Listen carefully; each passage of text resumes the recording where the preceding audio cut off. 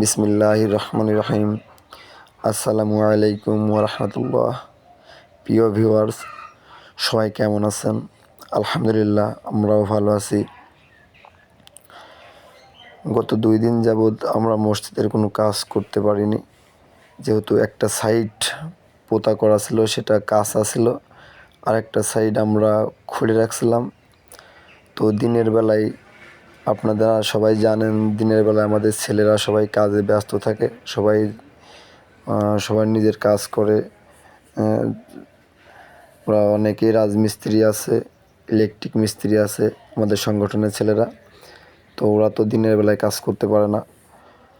আলহামদুলিল্লাহ, আজকে তারাবির নামাজ শেষ করে ওরা সবাই চলে এসছে। নেউয়ের মধ্যে বালু দেওয়া হয়েছে, বালু দিয়ে পানি ভরাট করে পানি ছেলানো হচ্ছে, শাপল মারা হচ্ছে। শাপল মারা শেষে পানি ভরপুর ফিল আপ করে দেওয়ার পরে এখন আবার চলে এসেছি গাঁথনির বালু মেশানোর জন্য। যে বালু নিয়ে যাওয়া হচ্ছে, গাঁথনি করা হবে, গাঁথনির বালু মেশানো হবে। তো আমাদের ছেলেরা রাত হলে পরেও সবাই অনেক স্বতঃস্ফূর্তভাবে কাজ করতেছে। আলহামদুলিল্লাহ, আপনারা সবাই দোয়া করবেন আমার জন্য। এইভাবেই আল্লাহর ঘর মসজিদের নির্মাণ কাজের সাথে জড়িত থাকতে পারি এবং আল্লাহর রাস্তায় আমরা থাকতে পারি। আমাদের ভাইয়েরা সবাই দেখেন খুব সুন্দরভাবে ওরা ওদের নিজের আগ্রহেই, নিজের গরজে ওরা চলে এসে কাজ করতেছে।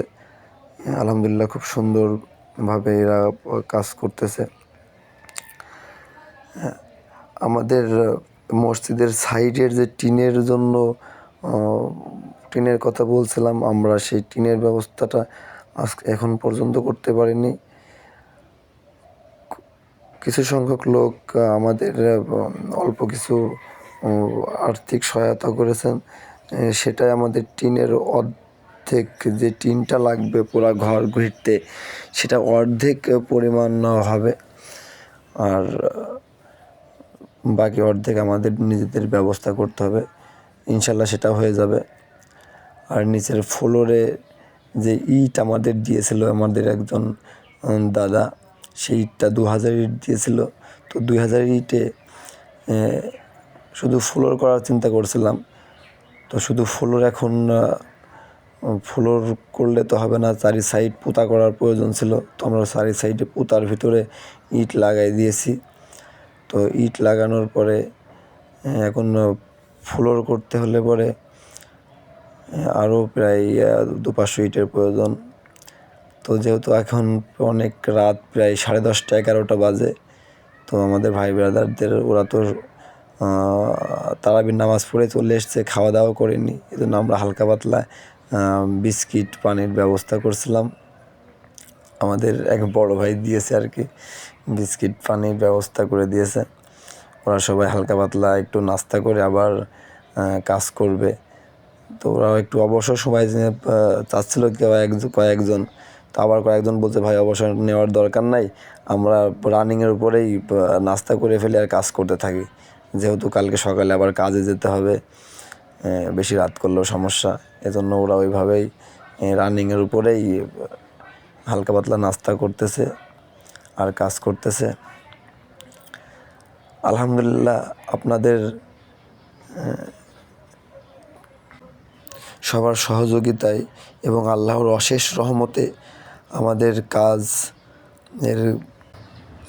আমাদের মসজিদের কাজের প্রতি আমাদের ছেলেদের যা আগ্রহ এবং আমাদের এলাকার মুরব্বীদেরও যে উৎসাহ দিচ্ছে ওনারা, আলহামদুলিল্লাহ, আমরা অতি দ্রুতই কাজ সম্পন্ন করতে পারবো ইনশাল্লাহ।